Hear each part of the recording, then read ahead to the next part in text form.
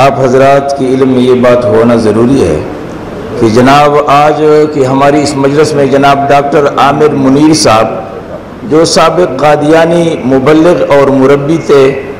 اور افریقہ سمیت مختلف ممالک میں قادیانیت کی تبلیغ کرتے رہے،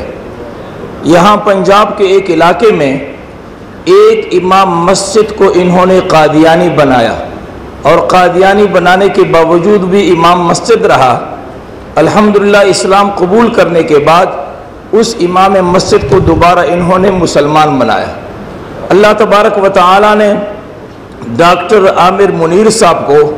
قادیانیت کی دلدل سے اور قادیانیت کے ظلمات سے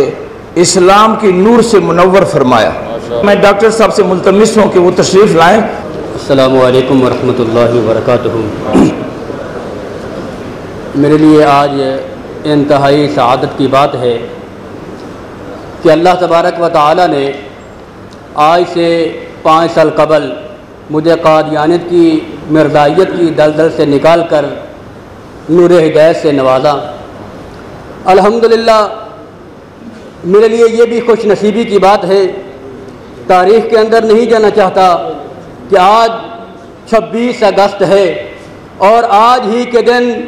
حضرت مولانا مودودی رحمۃ اللہ علیہ نے جماعت اسلامی کا بنیاد رکھی تھی، اور آج میرے لیے یہ سعادت کی بات ہے کہ میں بھی جماعت اسلامی میں 26 اگست کو اپنی شمولیت کا اعلان کر رہا ہوں۔ اور بحمدللہ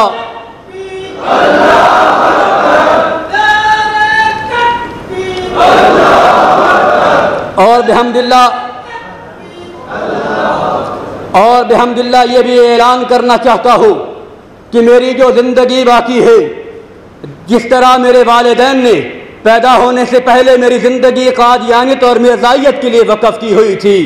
میں نے 2017 میں اسلام قبول کیا۔ قادیانیوں کے درس نظامی 2005 سے لے کے 2012 تک جناب نگر ربوہ میں نے قادیانیوں کا درس نظامی کیا، پھر اس کے بعد متعدد ممالک میں پاکستان میں قادیانیت کی تبلیغ کرتا رہا، پھر اللہ نے دین اسلام کی ہدایت سے نوازا، لیکن گھر سے والدین نے نکال دیا، ماں باپ نے راستے جدا کر لیے، اکیلا گھر سے تنہا نکلا، ماں باپ نے گھر سے نکال دیا۔ بحمدللہ یا اللہ کے قرآن پر نظر رہی یا محمد مصطفیٰ کے فرمان پر نظر رہی، والدین کو چھوڑ دیا لیکن دین اسلام کو چھوڑنا گوارا نہیں کیا، اور اس دن سے لے کے آج کے دن تک الحمدللہ 58 خاندانوں کو اسلام قبول کروا چکا ہوں۔ میرے مسلمان بھائیوں، آج ہم سب اس